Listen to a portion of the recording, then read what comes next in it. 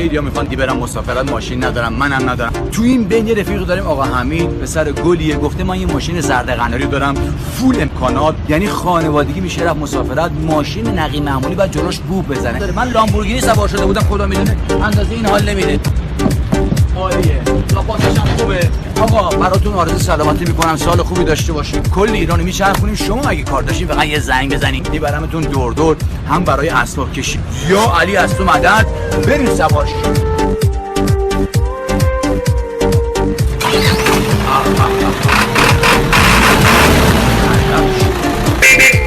آقا خیلی مخلصی.